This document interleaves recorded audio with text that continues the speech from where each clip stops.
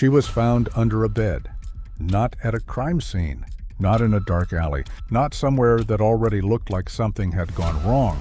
She was found under a bed on a family vacation, wrapped in a blanket, covered with life jackets, in a cabin she had been sharing with her stepbrother on a Carnival cruise ship in the middle of the Caribbean.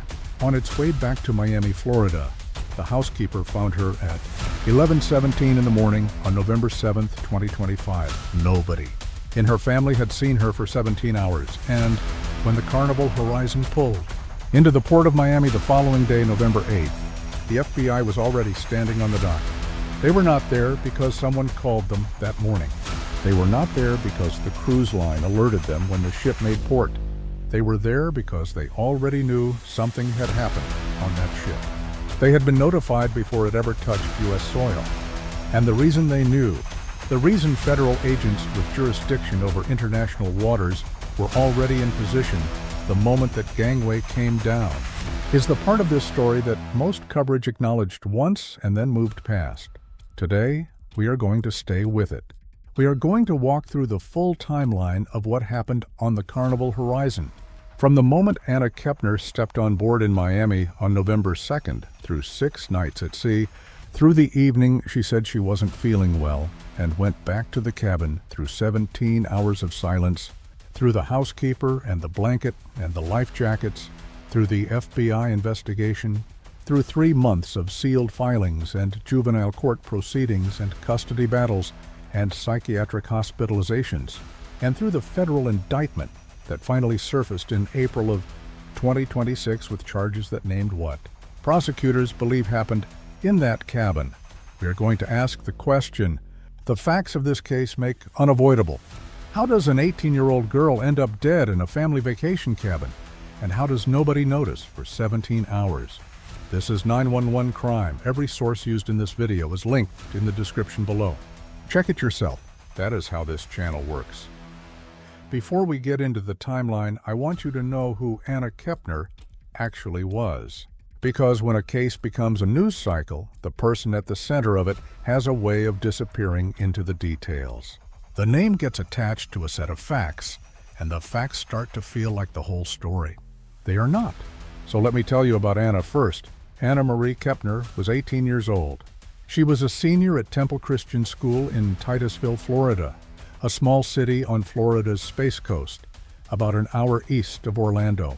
She was a cheerleader.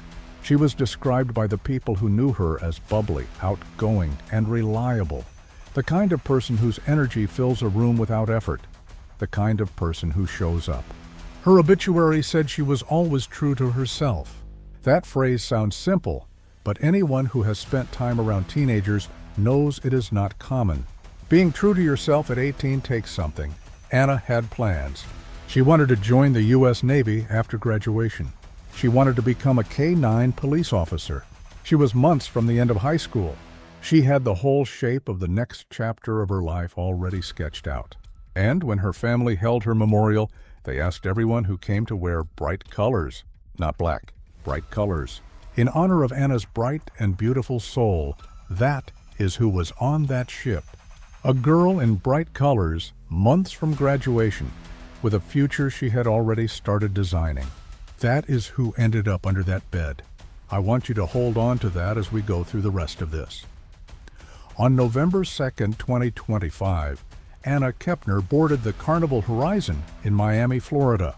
She was traveling with her family, her father, Christopher Kepner, her stepmother, Timothy Hudson, her grandparents, a 16-year-old stepbrother, and a 9-year-old stepsister. The trip was a 6-night Caribbean sailing with ports of call in Grand Cayman, Ocho Rios in Jamaica, and Cozumel, Mexico. The kind of trip families spend months looking forward to. The kind of trip that fills up a phone camera roll. Now, here is a piece of context that matters. Anna's father, Christopher, and her stepmother, Chantal, had married in December of 2024, less than a year before this cruise, which means Anna and her stepbrother had been family, legally and officially, for roughly 11 months by the time they boarded that ship. 11 months. That is a short time to build the kind of trust and familiarity that a shared cabin across 6 nights at sea assumes. And here is the detail that surfaces when you go back through the documented record carefully. Anna had previously expressed discomfort around her stepbrother. Her ex-boyfriend would later tell investigators and reporters that her stepbrother had once tried to climb on top of her while she was lying down. Not in the context of the cruise. Before the cruise, that discomfort existed before anyone boarded the Carnival Horizon. It was known, at least to some people in Anna's life. And yet she and her stepbrother were assigned to share a cabin for 6 nights. Anna's grandparents told reporters early in the coverage that Anna and her stepbrother were very close.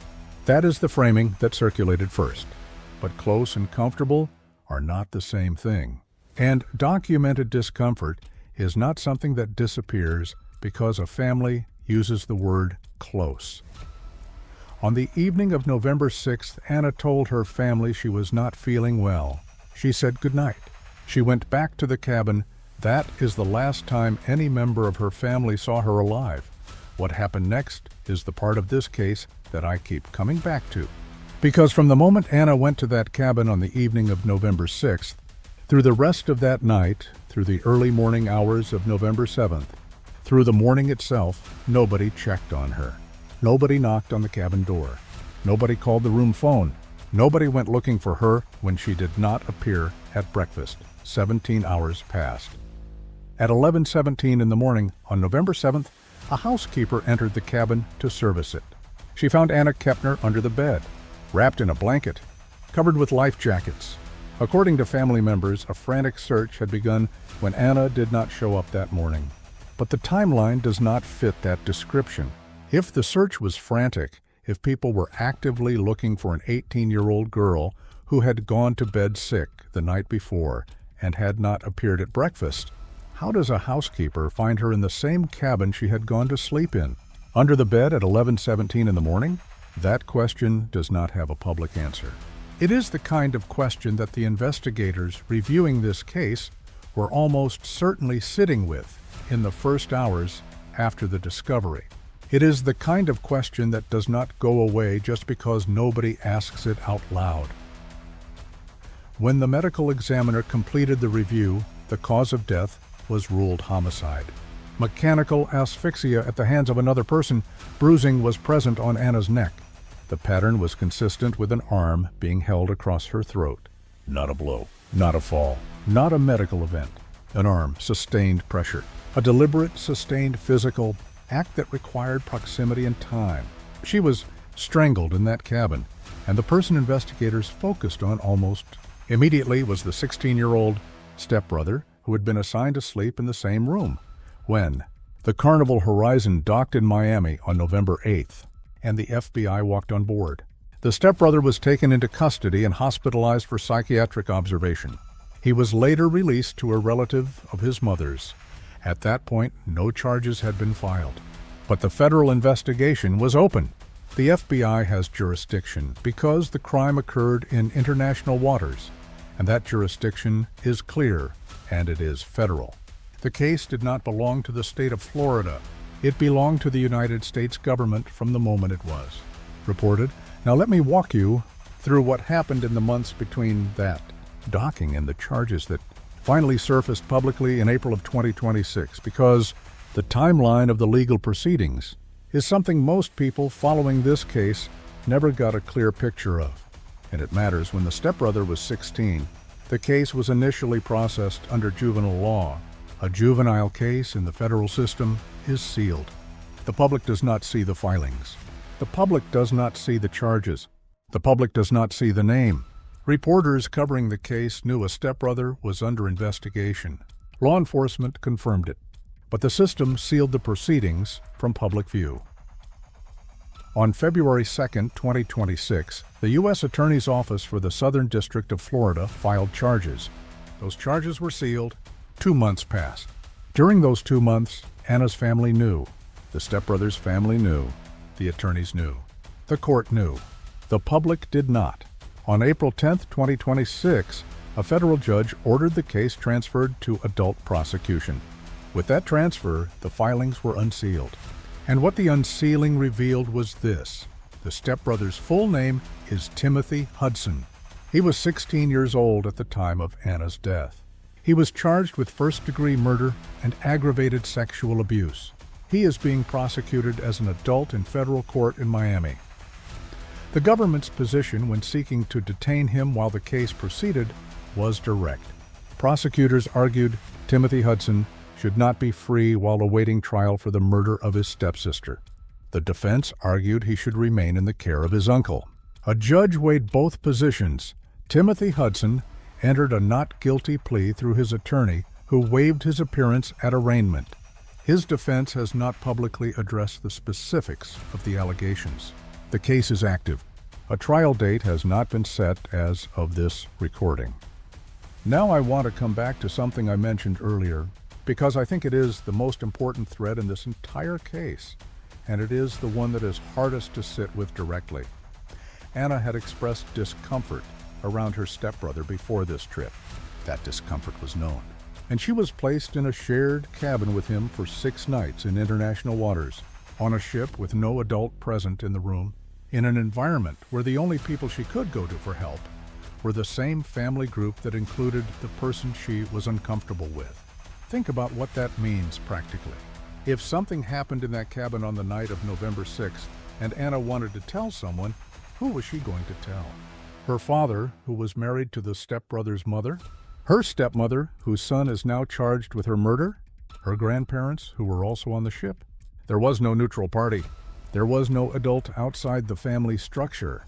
There was no mechanism that did not require her to navigate the exact relationships that made the situation dangerous in the first place. She said she was not feeling well and went to bed. That is what gets recorded. That is the last thing any of them saw. And 17 hours later, a housekeeper found her under a bed covered with life jackets. The documented discomfort, the shared cabin, the 17 hours, the manner of death. When you hold all of those things together and look at them as a sequence rather than a list of separate facts, the picture is not ambiguous. It is just very hard to look at without flinching. There is one more layer to this case that most coverage buried, and it involves the custody dispute that became the unexpected thread that pulled some of the sealed information into public view before it was officially released. Chantal Hudson, the stepbrother's mother, and Anna's stepmother, and Thomas Hudson, the stepbrother's father, were engaged in an ongoing custody dispute in an emergency filing dated February 20th, 2026. Attorneys for Thomas Hudson wrote that, according to social media from the Kepner family, on February 3rd, the stepbrother had been charged by the U.S. Attorney in the Southern District of Florida for the homicide of Anna Kepner. That filing in a separate family court proceeding was what gave the public its first confirmed indication that charges had been filed weeks before the federal case was officially unsealed, a custody dispute. That is how it leaked, not a press conference, not a statement from the U.S. Attorney, not a court unsealing. A filing in a family court custody battle referenced a charge that was still sealed in federal court, and reporters who were watching every thread of this case caught it. That detail tells you something about how chaotic the circumstances surrounding this case actually were. The family that Anna was supposed to be safe with was in the middle of a custody battle. The legal system that was supposed to process what happened to her was managing it across multiple court proceedings in multiple jurisdictions simultaneously. And the 18-year-old girl at the center of all of it was under a bed in a cruise ship cabin for 17 hours while the ocean moved around her. The trial has not happened yet. The defense will make its case. The evidence will be presented in full. A jury will decide, but here is what we know. Anna Kepner was 18 years old. She had plans. She was months from graduation. She wanted to serve her country. She wanted to work with animals. She was bubbly and genuine and true to herself in the way that is genuinely uncommon at that age. Her family asked everyone at her memorial to wear bright colors, and she never made it home from a vacation she was supposed to be safe on. The FBI is still building this case. The federal prosecutors in Miami have the evidence. The sealed 911 equivalent, the call records, the ship logs, the medical examiner's full report, the forensic findings from the cabin. All of it is part of a federal record that will surface when a trial date is set. And when it does, this channel will be here. Every verified fact, every confirmed source used in this video is linked in the description below. No paywalls, no tricks. Check everything we say for yourself. That is the standard 911 crime holds itself to. If this video gave you something you could not get anywhere else, subscribe now and turn on notifications. Because this case is not over, and neither are we.